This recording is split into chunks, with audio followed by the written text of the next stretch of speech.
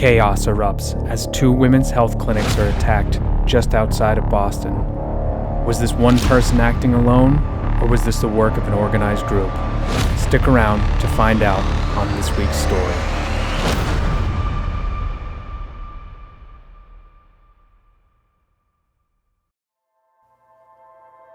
Our story brings us to Brookline, Massachusetts, a town that borders Boston in multiple neighborhoods.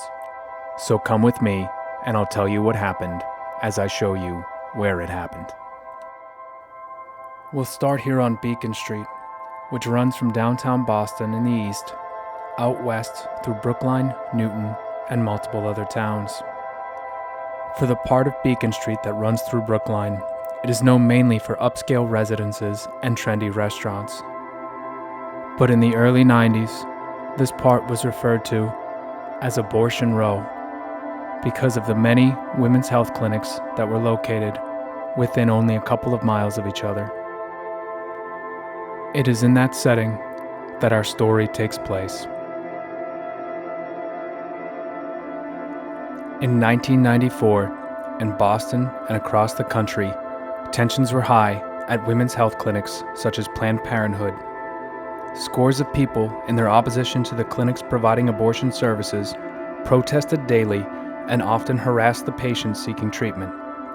Although most were peacefully expressing their constitutional right to protest, some of them were steadily increasing the use of violent rhetoric, and others were even resorting to violence.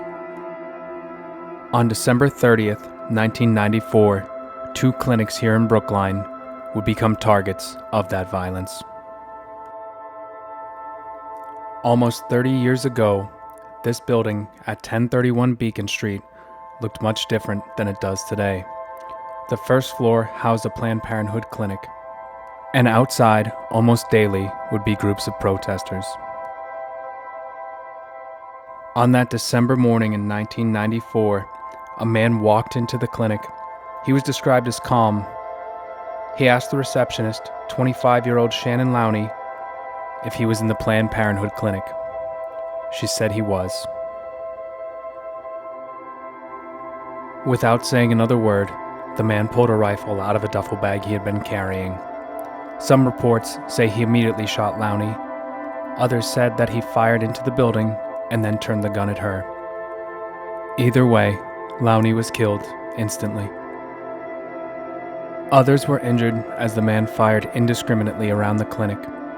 He then got into his car and sped off down Beacon Street. I'll tell you the rest of the story as we drive down Beacon Street, more than likely the exact same route that the shooter took to the other clinic. Since this was before the time of cell phones and the internet, as well as before the time where mass shootings were a common occurrence in our country, there was no opportunity to warn the other clinics in the area, and more than likely there were no procedures in place for an active shooter. So as police, ambulances, and other first responders rushed to the first clinic, the other clinics were left uninformed and unprotected. Although the second clinic did have an armed security guard on the premises, the fact that he didn't know about the first attack meant he had to be reactive rather than proactive.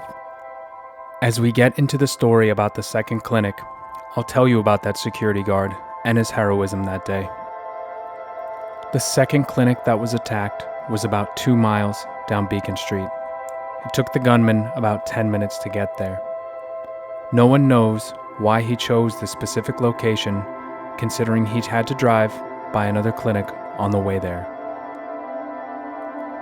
Whatever his reasoning, the gunman walked into the preterm clinic at 1842 Beacon Street and asked the receptionist, 38-year-old Leanne Nichols, "Is this preterm?" Nichols replied, yes it was. And just as before, the gunman pulled a rifle out of his duffel bag and opened fire. Having no chance to defend herself and nowhere to run, Nichols was killed instantly. The gunman then turned the gun on the rest of the clinic and began to fire indiscriminately once again. Unlike the Planned Parenthood clinic, the preterm did have armed security on site, and this security officer, Richard Serrin, took action that no doubt saved lives and led to the eventual identification of the gunman. Although he was shot in the arms and hand, Mr. Sarin was able to draw his weapon and return fire. This caused the man to stop shooting and flee the building. Before he fled, though, he dropped his duffel bag, inside of which would be the information that led to his identification. Inside the bag, police found over 700 rounds of ammunition, which means if he was given the opportunity, this man could have caused an untold amount of damage. Also in the bag was a receipt from a gun dealer in Hampton, New Hampshire, only about an hour north of Boston. Using this receipt, police were quickly able to identify the shooter as 22-year-old John Salvi, a failed hairdresser from Hampton, New Hampshire. Police released his image and name to the media, and a large manhunt began. Salvi fled Massachusetts, and the next day in Norfolk, Virginia, he pulled up to the Hillcrest Clinic and opened fire from the parking lot. He shot multiple rounds into the building, but luckily no one was killed or injured. He failed to gain access to the second floor where the clinic was located. He fled once again in his car, but was quickly stopped and apprehended by police. We're almost at the location of the second clinic. Once we're there, I'll finish the story by telling you about Salvi's trial and a piece of evidence that suggested Salvi may have not been working alone. The second clinic will be coming up on the next corner at 1842 Beacon Street.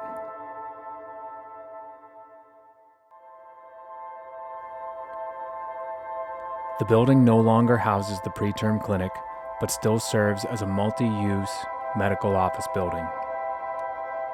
And although what's inside the building may have changed, the outside still looks almost exactly as it did the day of the shooting. Salvi would have parked his car, walked up the sidewalk, up these same stairs, and through that front door before attacking the clinic.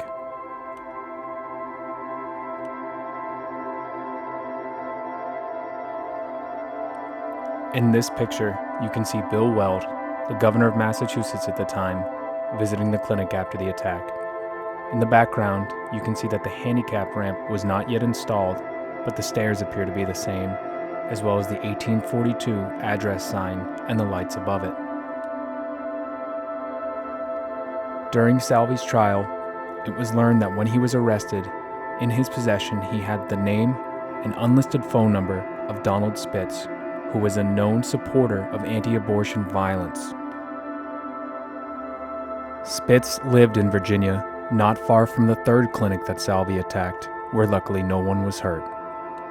While Salvi was in jail in Virginia, Spitz held a rally for him outside the Norfolk City jail. At the trial, Salvi's lawyers did not deny that he had committed the shootings. Instead, they attempted to plead not guilty by reason of insanity. Salvi even tried to help drive this point home with multiple outbursts and disruptions of the trial. However, the jury saw through the acts, and he was found guilty and sentenced to life without parole. On November 29, 1996, a little less than 2 years after the shootings, and not long after Salvi was convicted, he was found dead in his jail cell after what was officially ruled a suicide by hanging. This was questioned by Salvi's family and his supporters, as there were reports that his hands were bound, his mouth was gagged, and his body showed signs of being assaulted. However, no further action was brought into the investigation of his death. Whatever thoughts or beliefs led Salvi to do what he did, nothing justifies what he did that day. He took the lives of 2 women and injured countless others, as well as brought terror to an entire city that is still felt today. I'm Holty with Holty Stories. Thank you for watching. I'll see you next week. And keep an eye out in the crowd, because you never know who might be watching.